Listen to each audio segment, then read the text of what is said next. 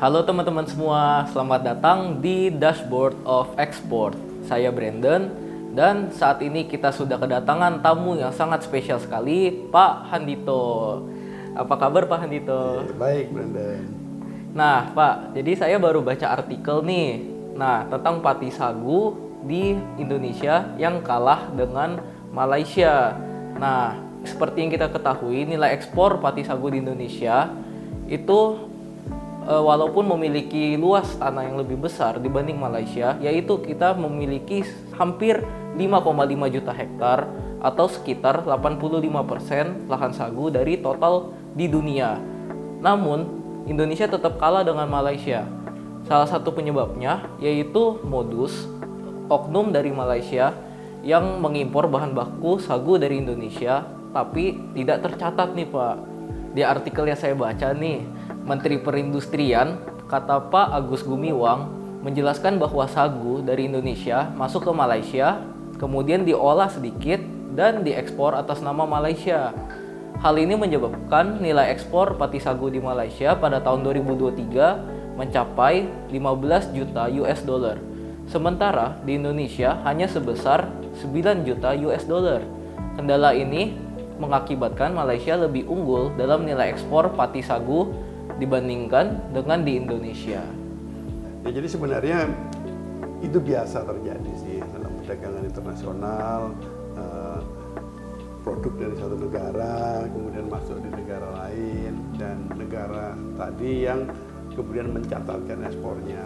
Sesungguhnya ketika Indonesia mengekspor umbinya ke Malaysia katakan, ya itu mestinya kan tercatat juga itu ya, meskipun nanti di sana diolah lagi menjadi bahan yang lain dengan nilai tambah lebih besar, tetap sebenarnya tercatat.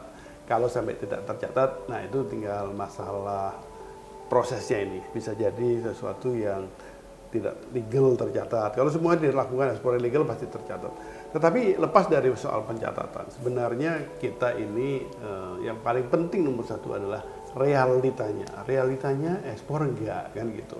Kalau kita punya lahan besar kan gitu, apakah kita kemudian manfaatkan dengan baik lahan-lahan tadi? Kalau belum, ya itu yang harus didorong pemanfaatan yang lebih besar. Bisa jadi pemanfaatannya dengan bekerja sama dengan pihak-pihak lain di luar negeri. Dari Indonesia diekspor mentahan, nggak apa-apa. Awalnya mentahan nggak apa-apa. Produk-produk tambang Indonesia juga tadinya diekspor mentahan, tapi dari situ kemudian diperbaiki, sudah diolah setengah jadi atau diolah jadi barang jadi gitu. Yang paling penting termanfaatkan. Nah sekarang dalam pandangan saya lahan yang ada di Indonesia itu belum terlalu optimal dimanfaatkan untuk produk-produk yang kemudian bisa diekspor. Tapi yang kedua, kemudian memang ini jadi PR buat kita. Bagaimana agar ekspornya Indonesia itu kemudian menjadi punya nilai tambah lebih besar. Ada istilah hilirisasi ya. Dulu saya sempat mengatakan namanya reindustrialisasi, karena sebenarnya itu industrialisasi produk-produk yang ada, bahan baku yang ada, baik itu produk-produk pertanian atau produk-produk yang lain, itu jangan hanya diproduksi dan dimanfaatkan begitu saja. Karena seringkali kalau kemudian diolah lebih lanjut, nilainya bisa lebih mahal, punya daya tahan lebih lama, bisa dikirim ke tempat yang jauh. Tempat yang jauh itu bisa di luar negeri, tapi bisa juga di dalam negeri, ke seluruh Indonesia gitu. Dan itu memberi nilai tambah dan itu mengembangkan perekonomian daerah gitu. Jadi kalau hal-hal demikian bisa kita lakukan, kita optimalkan yang sudah ada, kemudian kita dorong industrialisasi gitu ya, maka kita mengharapkan semua kapasitas yang ada itu bisa termanfaatkan dengan baik, apalagi kalau kita gunakan untuk ekspor. Jadi ekspor itu salah satunya kita kembangkan dengan mengoptimalkan yang kita sudah punya. Nah, yang saya baca juga di artikel di media sosial, Menteri Perindustrian Pak Agus Gumiwang juga meminta untuk meningkatkan nilai ekspor pati sagu Indonesia dengan melakukan hilirisasi di industri pengolahan sagu. Langkah ini dapat bertujuan untuk melakukan diversifikasi produk sagu sehingga tidak hanya produk pati sagu saja yang diekspor, tetapi juga produk hilir sagu lainnya. Produk sagu juga dapat diolah menjadi beragam produk seperti mie, beras analog, dan juga produk-produk non-pangan seperti biopackaging. Dengan demikian, hilirisasi diharapkan dapat meningkatkan nilai tambah dan juga daya saing komunitas sagu di Indonesia di pasar internasional. Nah, tapi ada juga nih kendala-kendala utama yang dihadapi di dalam memanfaatkan produksi sagu di Indonesia. Hal ini meliputi beberapa aspek. Yang pertama ini yang terpenting yaitu alur rantai pasok bahan baku sagu yang tidak efisien yang menjadi penghambat utamanya. Area sagu di Indonesia didominasi oleh perkebunan rakyat dengan penguasaan lahan sebesar 94,34% dan kontribusi produksi mencapai 99%. Nah, sayangnya infrastruktur perkebunan rakyat ini masih bisa dikategorikan sangat sederhana. Sehingga dengan fasilitas penunjang yang minim, rantai suplai sagu dari hulu ke hilir jumlahnya menjadi sangat terbatas. Ada juga dominasi perkebunan rakyat dalam produksi sagu di Indonesia yang sangat signifikan. Dengan penguasaan lahan sekitar 94% ini menjadikan infrastruktur perkebunan rakyat ini masih sangat sederhana juga, bahkan bisa dikategorikan sangat sederhana dibanding yang lainnya. Dengan fasilitas penunjang yang minim, hal ini juga dapat menyebabkan rantai suplai dari hulu ke hilir menjadi terbatas dan tidak efisien. Nah, kendala ini juga mempengaruhi produksi sagu di Indonesia, membuat pemanfaatan produksi sagu masih sangat rendah meskipun potensi lahan sagu di Indonesia itu sangat besar lahannya, begitu. Ya, pemanfaatan produksi sagu di Indonesia memang kurang optimal ya. Ini banyak faktor lah, karena sagu itu kan ada di mana-mana di seluruh Indonesia. Sementara kita tahu soal efisiensi logistik di Indonesia ini masih belum dapat nih. Bukan hanya biayanya mahal, tetapi seringkali ketersediaannya juga masih minim gitu ya. Ada jalur transportasi darat sekarang, sudah ada jalan tol di mana-mana. Ya, tentu saja ini membantu ini, sudah mempercepat proses gitu. Tapi kalaupun ada jalan tolnya, kalau nggak ada truknya juga nggak bisa juga kan. Kalau ada truknya tapi gudangnya nggak ada, kan seringkali juga harus dikumpulin dulu, di stok dulu. Ya bisa juga kan gitu. Atau truknya sudah ada antar pulau, tetapi bisa jadi ferry atau transportasi lautnya menghubungkan antara pulau satu dengan pulau lain, waktunya belum pas gitu. Udah disiapin barangnya tapi kapalnya belum datang gitu. Nah, hal begini memang jadi PR buat kita ya. Belum lagi bagaimana kita mengoptimalkan agar punya nilai tambah lebih besar. Belum masalah meningkatkan supaya nilai tambahnya lebih besar dengan peningkatan pemanfaatan teknologi gitu, mesin-mesin yang mendorong terjadinya peningkatan kualitas, efisiensi dan sebagainya. Hal seperti ini memang jadi PR, tetapi bukan berarti masalah itu tidak bisa dipecahkan. Pasti bisa dipecahkan. Siapa yang harus memecahkan? Saya rasa kita harus memecahkan ini secara holistik nih, pelaku usahanya mulainya ya. Kita ajak nih pelaku usaha. Memang pelaku usahanya ada yang kecil, ada yang ukurannya sedang-sedang gitu. Ada juga yang besar ya, tapi yang besar biasanya agak susah diatur gitu ya. Udah biarin yang besar jadi besar saja. Asal mereka tetap memberi kesempatan buat yang menengah dan kecil kan gitu. Nah, buat yang masih belum besar, nah ini perlu didorong nih kemajuannya. Antara lain kita siapkan teknologi, disiapkan fasilitas logistiknya. Tentu saja dibutuhkan peran pemerintah di sana. Tidak hanya pemerintah pusat, tapi juga pemerintah daerah. Seringkali pemerintah daerah cuma mau nunggu doang. Wah, ini pemerintah pusat belum dikasih bantuan. Nah, jangan kemudian ngurusi rakyatnya nunggu bantuan terus dari pemerintah pusat. Harus ada inisiatif, dan inisiatif seperti ini sebenarnya bisa dilakukan dengan melakukan kolaborasi, mendorong terjadinya kerjasama antara yang kecil dengan yang besar, bahkan dengan yang di luar negeri. Bisa jadi kita undang dari luar negeri yang pengen umbi-umbian Indonesia untuk investasi di daerah tertentu kan gitu. Ya kita bisa mengatakan tugasnya pemerintah pusat. Nah, bisa juga pemerintah daerah mendorong itu. Saya rasa pemerintah daerah yang kreatif, proaktif itu datang gitu ya. Pemerintah daerah Jawa Timur misalkan sering datang ke luar negeri, pemerintah daerah Sulawesi Utara juga sering datang ke luar negeri. Hal-hal begini menimbulkan kerjasama. Nanti kerjasama formalnya boleh lewat pemerintah pusat, tetapi mendorong terjadinya kolaborasi antar pelaku usaha dengan pelaku usaha yang lain, yang lebih besar, yang ada di daerah lain atau di negara lain, harus kita lakukan. Dengan demikian kita bisa meningkatkan kemampuan produksi, kapasitas yang meningkat, kualitas yang meningkat, efisiensinya meningkat, sehingga daya saingnya meningkat, dan itu dibutuhkan dalam rangka membuat umbi-umbian Indonesia makin berdaya di dalam negeri maupun di luar negeri.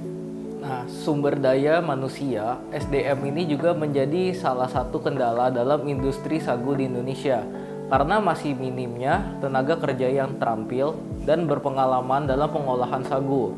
Hal ini menyebabkan banyaknya produktivitas dan juga efisiensi dalam rantai pasok sagu yang menjadi rendah. Kementerian Perindustrian juga menekankan pentingnya untuk meningkatkan keterampilan sumber daya manusia untuk mempercepat perkembangan industri sagu. Dengan keterampilan yang lebih baik, diharapkan proses pengolahan sagu juga dapat dilakukan dengan yang lebih efisien dan juga menghasilkan produk-produk yang nilai tambahnya menjadi lebih tinggi. Ya, di production management kita mengenal ada 5M tuh ya, ada manpower lah, karena tenaga kerja kan nggak cuma cowok ya, ada cewek juga gitu ya. Ya manpower cowok juga, tapi sebenarnya itu tenaga kerja manpower.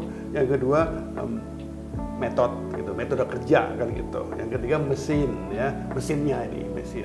Yang keempat kita bicara material gitu. Yang kelima money, duit gitu ya. Jadi 5M ini memang kalau di production menjadi penting karena kita pengen meningkatkan ya tidak hanya kualitas tapi juga kualitas produksi, karena dua-duanya berhubungan. Kalau kualitasnya bagus tapi produksinya sedikit kan jadi mahal banget tuh ya nggak?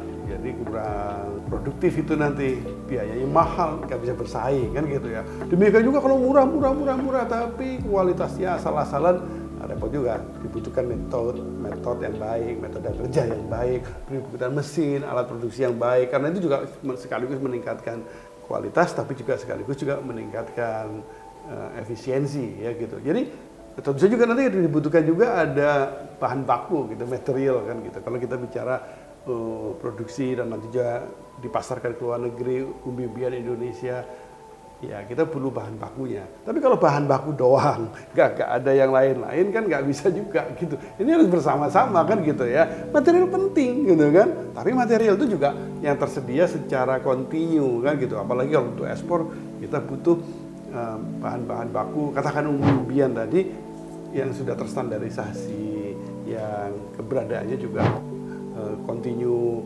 Ada di hutan ada gitu, tapi nyari-nyari di hutan, kadang-kadang ketemu umbi, kadang-kadang ketemu M yang lain, monyet gitu kan nggak bisa juga kan gitulah ya kan nggak bisa diekspor monyetnya kan gitu. Nah, hal begini harus kita antisipasi, makanya kemudian industrialisasi masuk di sana. Industrialisasi dalam pengertian bukan industri pengolahannya, tapi membuat agar bisa diproduksi dalam jumlah banyak dengan kualitas yang terstandarisasi. Masuklah di pertanian, membangun perkebunan atau tempat tanam umbi yang bisa dikelola dengan baik, dengan standar pengolahan yang baik, sehingga kualitasnya juga baik. Itu terkait dengan material. Tapi juga nanti ada money, modal, uang kan gitu. Kalau kita bicara di bisnis, kagak ada duitnya nggak bisa jalan ya kan. Jadi butuh uang juga ya kan. Wah, bisa ngutang, bisa hemat-hemat, iya, tapi tetap perlu ada duitnya, ya kan? Mau menghasilkan uang harus ada materialnya, uang juga kan gitu. Nah, kalau kita nggak punya uang, nggak bisa berbisnis, gimana dong? Kalau kita pelaku usaha yang masih baru, produksi nggak bisa, mau ekspor juga nggak bisa karena nggak punya uang untuk nyetok barangnya, nggak bisa jalan kan? Nah, disitulah peran dari, kalau kita punya keterbatasan, maka peran dari lembaga keuangan, peran dari pemerintah daerah, peran dari pemerintah pusat, itu kontribusi ke sana. Jangan semuanya menggantungkan pada satu lembaga. Kan banyak yang bisa berkolaborasi sama kita ya, termasuk pendanaan juga bisa, ada pendanaan luar negeri, ada pendanaan dalam negeri. Begini harus kita optimalkan dengan sebaik-baiknya. Jadi di production management nanti dikenal ada 5M, ada manpower, ada metode, ada mesin, ada material, ada money gitu ya. Semuanya perlu dikelola dengan baik agar kita bisa menghasilkan produk-produk dengan kualitas yang baik. Nggak harusnya terbaik, kualitas yang baik yang memenuhi standar tertentu gitu, dan dilakukan dengan cara-cara yang efisien kan gitu. Sehingga produknya juga harganya bisa bersaing kan gitu kan. Ya kalau harganya sama, harga lebih mahal pasti konsumen nggak mau beli juga kan. Kalau orang lain bisa menjual dengan harga 5, kita harusnya bisa juga menjual dengan harga 5. Ya kan dia pakai mesin yang hebat ya, kita mungkin bukan mesin yang hebat karena keterbatasan kita, mungkin dengan metode yang lain gitu, dengan metode yang bagus, dengan metode cara produksi yang bagus, sehingga bisa menghasilkan produk-produk yang bagus sesuai dengan standar yang disepakati dengan harga yang bersaing. Dan khusus tentang SDM tadi, salah satu unsur dari production kan manpower. Nah kita memang membutuhkan SDM yang kompeten ya, tidak hanya di produksi, tetapi juga nanti di proses distribusi, di proses pemasaran, di proses ekspornya kan gitu. Kita membutuhkan insan-insan atau individu-individu yang punya kompetensi, dan ini harus dilakukan proses pengembangannya ya. Ya kalau nggak tahu ya dikasih tahu, kalau nggak ngerti ya dibuat ngerti, kalau nggak terampil ya dibuat terampil gitu. Dan jangan lupa kalau kita bicara SDM, tidak hanya masalah skill, tidak hanya masalah pengetahuan, tapi juga masalah attitude ya. Kita punya 3 hal itu yang dipakai untuk mengembangkan kompetensi SDM kita, punya sikap mental yang baik. Pemerintah Indonesia juga berharap agar pengembangan industri sagu dapat ditingkatkan sehingga Indonesia dapat menjadi salah satu pemasok pati sagu terbesar di dunia dengan melakukan hilirisasi industri pengolahan sagu dan juga diversifikasi produk yang lebih kuat. Selain itu, juga peningkatan keterampilan sumber daya manusia dan juga infrastruktur perkebunan rakyat diharapkan juga dapat memperbaiki rantai pasokan sagu dari hulu ke hilir. Pemerintah juga berharap agar edukasi mengenai manfaat sagu dapat meningkatkan popularitasnya, sehingga sagu dapat menjadi alternatif sumber karbohidrat yang lebih dikenal dan juga digunakan oleh masyarakat yang luas. Nah, seperti yang kita ketahui juga bahwa potensi lahan sagu di Papua sebesar 5,2 juta hektar. Di sisi lain, Riau yang lahan sagunya tidak seluas di Papua justru dapat menjadi produsen sagu terbesar di Indonesia. Nah, apa saja sih yang menyebabkan hal-hal perbedaan produktivitas dalam hal ini? Walaupun sagu di Papua lahannya sangat besar, namun lahan tersebut masih belum teroptimalkan dengan baik. Produktivitas Provinsi Riau mencapai 3,73 ton per hektarnya, sementara di Papua dengan tanah seluas itu hanya sebesar 1,21 ton per hektarnya. Perbedaan produktivitas ini disebabkan oleh berbagai faktor-faktor, termasuk infrastruktur perkebunan yang masih sangat sederhana di Papua, fasilitas penunjang yang minim, keterampilan sumber daya manusia yang belum optimal. Hal ini juga menyebabkan rantai pasok sagu dari hulu ke hilir ini di Papua, dan juga infrastruktur di Papua ini juga masih sangat sederhana dengan fasilitas juga yang minim ini, sehingga alur bahan baku di Papua kurang efisien. Penyebab utama perbedaan ini adalah infrastruktur perkebunan yang lebih baik dan efisien di Riau dibandingkan dengan di Papua. Infrastruktur di Papua masih sangat sederhana dengan fasilitas penunjang yang masih minim, sehingga alur rantai pasok bahan baku tidak efisien. Selain itu, keterampilan atau sumber daya manusia di Papua juga masih perlu ditingkatkan untuk dapat mengoptimalkan produktivitas lahan sagu yang sangat potensial di wilayah tersebut. Pemerintah juga perlu memberikan perhatian khusus untuk dapat mengatasi kendala-kendala ini agar produktivitas lahan sagu di Papua dapat ditingkatkan kembali dan sejalan dengan potensi besar yang dimilikinya.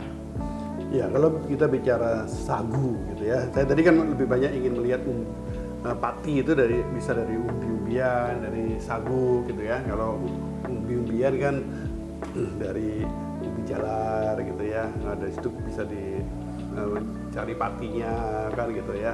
Nanti dibuat macam-macam, dibuat kolak, dibuat macam-macam. Dan bisa juga dari yang selama ini kita bahas tentang dari sagunya sendiri ya, bisa keluar patinya gitu ya. Di Papua banyak itu sagu. Saya pernah datang ke salah satu hutan sagu di Papua, datang ke sana ikut nebang, ya ikut nebangnya bukan nebang beneran, ikut-ikutan menebang gitu kan. Kemudian wah begitu udah pohonnya udah tumbang, kemudian dibelah gitu ya, diambil patinya di dalamnya kan gitu ya. Ada yang seringkali keluar uletnya gitu. Saya kaget juga, ada yang uletnya langsung dimakan. Iya gitu, seru juga itu. Ternyata bisa menghasilkan ulet yang bisa dimakan dengan nikmat. Kayaknya saya mau makan tapi nggak tega saya ya, takut ketagihan. Tapi contoh di situ yang namanya sagu banyak sudah tersedia. Hutan sagu di Papua jutaan hektar sebenarnya bisa tinggal ditebangin aja kira-kira, asal dengan prinsip-prinsip penebangan yang baik supaya tidak merusak lingkungan. Nggak apa-apa, toh juga nanti kalau nggak ditebang juga akan tumbang juga, akan nanti nggak termanfaatkan kan gitu. Nah tentu saja dalam hal seperti ini memang dibutuhkan ya infrastruktur tadi katakan, karena hutannya ada di mana-mana yang jauh dari jalanan katakan gitu ya. Memang perlu juga ada SDM untuk nebangnya.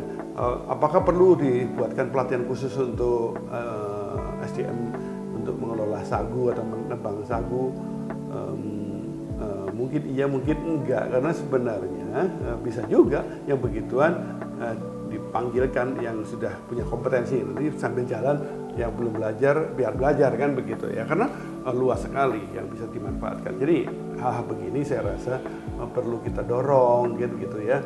Siapa yang dorong? Harus pemerintah? Nggak harus. Kalau semuanya harus pemerintah, pemerintahnya fokusnya nanti bingung gitu. Kita sebagai pelaku usaha sebenarnya bisa jadi pendorongnya, nanti tinggal minta restu lah gitu sama pemerintah daerah, pemerintah pusat. Saya mau optimalkan. Kalau kita semuanya niatnya seperti itu, kita gerakkan masyarakat, kita sendiri juga tergerak ke sana gitu ya, maka sebenarnya ya sagu yang ada di Papua dan juga ada di berbagai daerah di Indonesia ini bisa kita optimalkan, punya nilai tambah yang lebih besar, punya kapasitas produksi yang juga lebih besar karena kita royokan rame-rame. Dan ini kalau kita lakukan dengan baik, maka ini bisa menjadi salah satu sumber juga ini pengembangan perekonomian yang baik. Dan jangan lupa kalau kita bicara sagu kan nggak hanya jadi pati sagu, bisa diolah lebih lanjut lagi. Waktu saya di Papua sempat kita diskusi, kita bikin pempek dari sagu Papua gitu. Saya bawa sagunya, saya bawa dari hutan sagu itu, saya bawa ke Jakarta. Kapasitas bagasi saya 20 kilo ya, saya bawa 20 kilo sagu doang gitu. Ini ternyata sampai rumah saya minta, kebetulan keluarga saya, keluarga istri saya banyak ini dari Palembang gitu, ahli bikin pempek, bagus, enak kan gitu. Nah, hal-hal begini bisa kita tingkatkan gitu, sehingga pemanfaatan sagu bisa punya nilai tambah yang lebih besar gitu ya, sehingga bisa dipakai untuk mengembangkan perekonomian nasional. Nah, Sobat Ekspor, tak terasa kita sudah di penghujung dari program Dashboard of Export. Akhirnya, saya Brandon dan narasumber spesial kita, Pak Handito, pamit undur diri. Kita akan ketemu lagi di episode-episode menarik lainnya. Salam ekspor!